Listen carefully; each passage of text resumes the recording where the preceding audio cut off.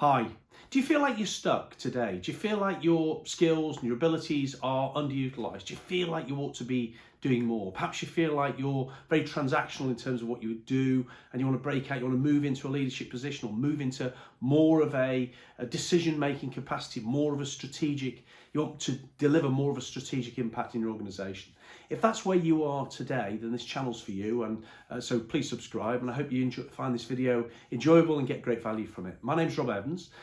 In 30 plus years of running businesses, developing teams, leading turnarounds and assessing businesses for acquisition, I've seen many individuals, worked with many individuals, and seen many individuals in many ways underutilized. It's one of the big frustrations of mine is to see individuals, in their careers not really realize the potential that they undoubtedly have. And I think in many organizations, there's typically bridge builders that exist in an organization that are tremendous value, great relationship builders, folks that can fix problems, folks that really know the business that they work in inside out, and often they're under-recognized. And if you fall into that category, then I'd really like to help you find ways to help you progress in your role. Whenever we're setting out to move from where we are today to where we'd like to be, it requires a couple of things. First of all, it requires us to have an absolute clear, open, honest assessment and idea of where we are today. Secondly, it ideally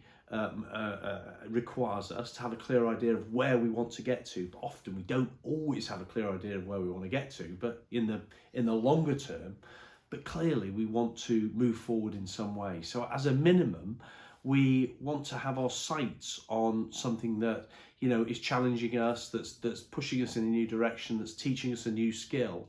And when we set our sights on doing something even just a little bit different, even if we're not convinced we want to be doing this forever in our career, then that creates the template in many ways for us to be able to say, okay, this is where we are today, this is where we'd like to be in this defined period of time. Now, how do we start identifying and how do we start moving, identifying the steps, moving from where we are today to where we want to be? So I think a good process for us to adopt is what I call a strategic reflection framework. And to help you with the process, I've developed a strategic reflection workbook, which you can download via the link in the description. So it's a resource and I hope you find it very useful. But I think the more that we can get ourselves into a routine of standing back and reflecting on where we are today as an individual, and identifying what our next moves are, both in our role but also in our personal development, and then physically taking the steps, and then making sure that we capture and we carefully look at the outcomes of the steps that we've taken.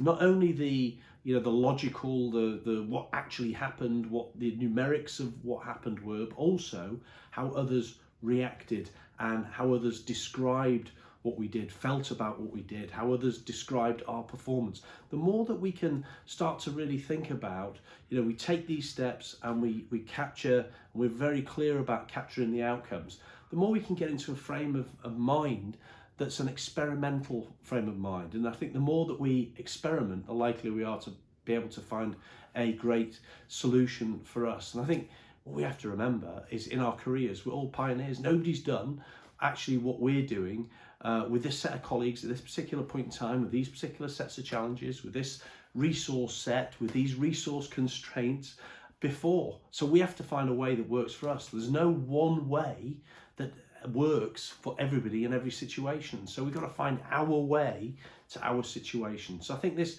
mindset of a regular reflection, the better we reflect, the better we perform, can be helpful.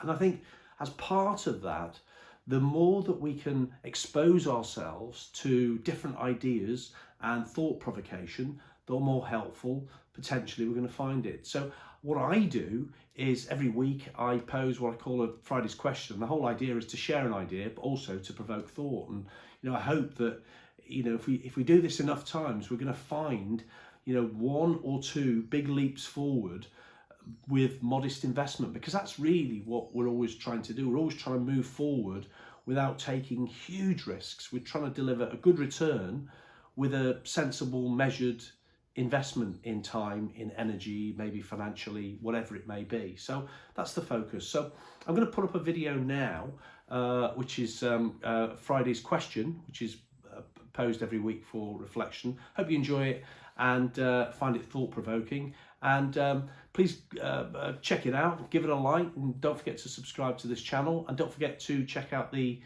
strategic reflection workbook that I mentioned earlier. I'll run the video now. We have this pressure day to day, and it's very easy to focus on the tasks that need to be done, and very easy to focus on the numbers that must be achieved, and to forget that it's actually people that do the tasks and deliver the numbers. The more quality time that we spend with our people, with our customers, with our suppliers, with our stakeholders, our shareholders on our board, and with other players in our industry, including our competitors, and also with other individuals who sit in our role in other organisations, perhaps beyond our industry, the better we'll know our own organisation, the better we'll understand our own capabilities, and the more effective that we will be. And of course, if we forget about the people doing the tasks and helping us deliver the numbers, it makes it much more difficult for us to get the tasks done and for us to be able to deliver the numbers. Do we spend enough time with individuals that are relevant to both ourselves in our function and our wider business? How strong is our relationship with our team?